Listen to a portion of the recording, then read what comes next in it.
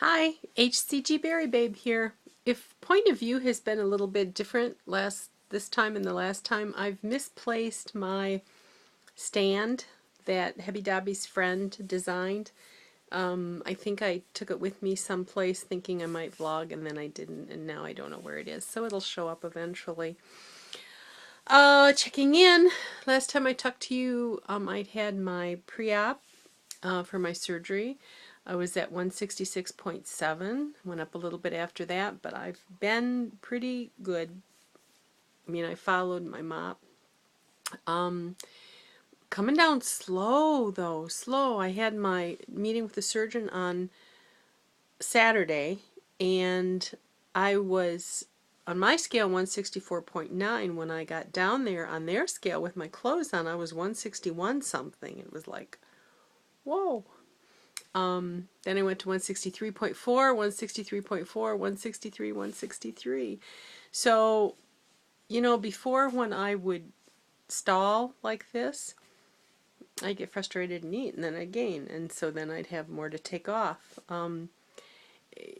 I've heard people say I'm in an inches mode, the pounds and inches, and I wake up and I think I'm going to have lighter, and then the scale is like, no, we're not going there. So we'll see. Today I've only had liquids. I had 2 of my proteins, and then it's been water. And yesterday I did 3 proteins and some diet Jello. But I'm trying to get my stomach area as empty as possible so that he can lop off as much skin as possible. Today was my last day at my substitute teaching job. I've been there since November, and graduation actually is Wednesday night. So a lot of the students won't be coming after that, and then the next day, the 12th, is the last day that the students are there. So I'm not missing much. I was asked if I was coming back in the summer, and I just don't know if I'm going to be ready, but apparently they have hired a new person to fill that position.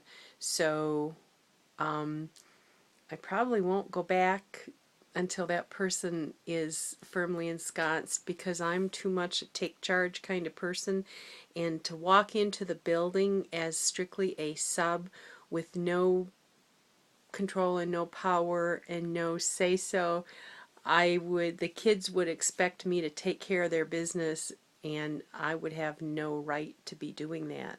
And so the woman that I guess that they've chosen is taking a transfer from another job, so it's not.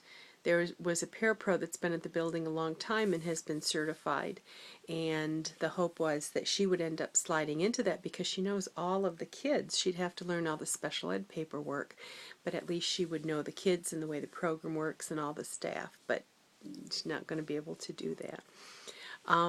They gave me, my homeroom group gave me a plant today. I was surprised, and a lot of the kids just really expressed that they were going to miss me, and for many of them I really believe it. And I had some very, very nice comments from people that I respect in the building, just complimenting me on the way I organized the programs that I was in charge of, and that I had done a nice job, and it was just really nice. So I had mentioned that I was taking a college class. This was a 3-credit master's level class that took the whole thing 4 weeks. So if you've ever taken any college classes, you know the amount of work that is expected. Fortunately, this professor was very benevolent, but I'm such a procrastinator, but I just really wanted to get everything done. We had this major, huge project. I got on it right away, and then we had a take-home final, and you know, it was talking about, we're talking about behavior and autism, and it was talking about internal validity, and it's like, oh my God, I didn't, you know, I don't like that stuff. That's one of the reasons that I'm not teaching anymore, because everything is matchsticking and counting and blah blah blah. So I had to get online and read more about what was internal validity, because my mind couldn't grasp it, and I didn't get it from the instructor. But I got all my work done. I emailed it to school and printed it all today. So all I have to do right now is write a note to the instructor. The last class is tomorrow night, but he knew that I wasn't going to be able to be there because of the surgery. And just a note asking him to please try and get my grades posted as soon as possible, because my certification runs out at the end of June, and I would like to have a smooth transition so that I can apply for a job if I want them. So I still haven't decided what I'm going to do after. I'm sort of leaning toward moving into a P3, because I still actually am doing okay with the P3 kinds of things, and I'm afraid that I'm such a comfort food eater that I may eventually start looking for some of that as the surgery gets old. I mean, you know, the first week it's like okay, but then as the drains don't come out, and I mean, there's stuff. I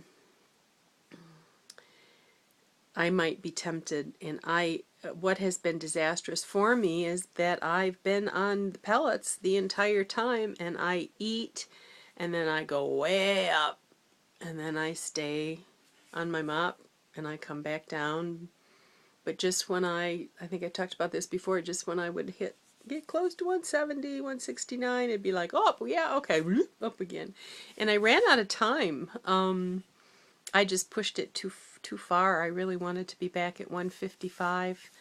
I'm thinking about replacing the batteries in my scale, because it just isn't moving very much, but it's not moving right around where I should be.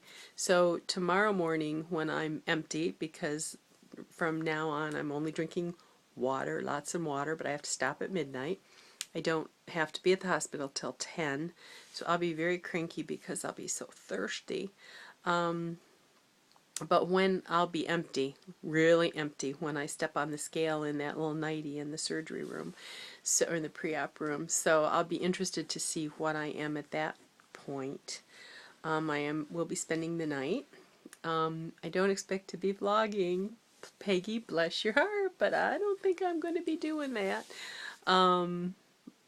I've watched your progress with interest, and it's like reminded me, oh yeah, I remember when you quote me back.